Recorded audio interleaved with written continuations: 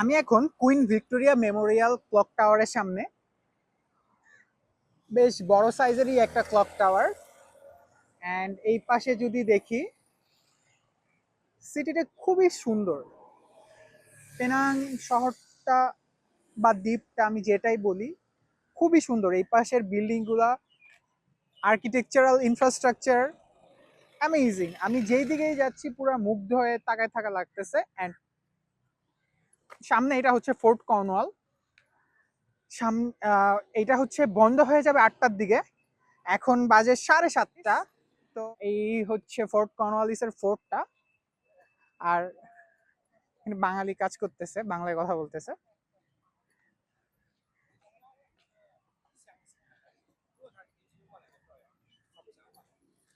Just এই ফোর্টের ভিতরের অংশ আর বাইরের অংশ।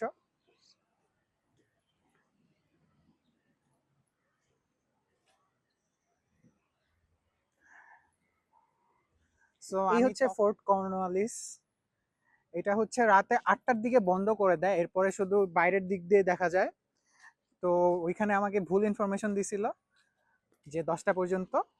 তো বা কিছু করার নাই, আপাতত এটা বাইরে দিয়ে দেখতে হবে, বাইরে দিয়ে দেখে চলে যাচ্ছি।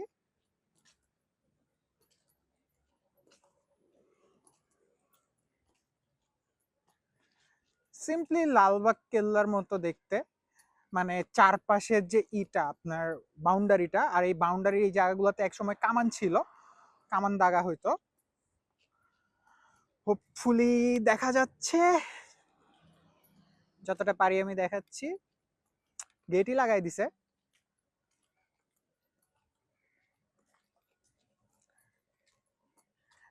পাশে মাত্রই আমরা queen Victoria Memorial clock tower দেখে আসলাম। এখানে একটা কাঠবিড়ালি লাফালাফি করতেছে অনেকক্ষণ ধরে। এটা হচ্ছে ফোর্ট কর্নওয়ালিসের টিকিট কাউন্টার। ওকে, এরপর হচ্ছে এটা অনেক দূর পর্যন্ত আছে, বিশাল বড় একটা ফোর্ট। আগের কালের রাজা বাচ্চারা যখন ফোর্ট করত বা কেল্লা করত, একটু বড় করেই তারা করত। তো এই হচ্ছে ফোর্ট কর্নওয়ালিসের ছোট্ট করে একটা ওভারভিউ। এই ফোর্ট কর্নওয়ালিস চলতেছেই, বিশাল বড়। আমি যে মাঠ দিয়ে ঢুকছিলাম প্রথমে, ওই মাঠের ডান পাশের থেকে ফোর্ট কর্নওয়ালিস ছিল। চলে আসছি আমি সমুদ্র পাড়ে, আবার বাসটার পিছনে সমুদ্র। এই পাশটা হচ্ছে নেভি, আচ্ছা রয়্যাল মালয়েশিয়ান নেভি। তখন যাওয়ার সময় আমি খেয়াল করছিলাম একটা পুলিশ টাইপ কিছু ছিল, তো এটা হচ্ছে ডিফেন্সের নেভি। আমি মোটামুটি ঠিকই ধরছি, পুলিশ ধরছি বাট নেভি, সমুদ্র পাড়ে নেভি থাকবে, ঠিকই আছে। বাসটার পিছনে আবার সমুদ্র, একটু নিচে যাব, যতটা পানির কাছাকাছি যাওয়া যায়। এরপর চুলিয়া স্ট্রিট যাব, চুলিয়া স্ট্রিট থেকে তারপর দেখি যদি টাইম থাকে ট্রান্সফরমার দেখতে যাব, ট্রান্সফরমার স্ট্যাচু।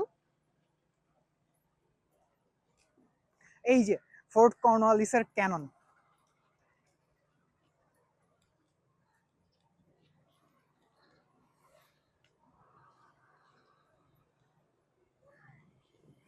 ফোর্ট কর্নওয়ালিসের ক্যানন।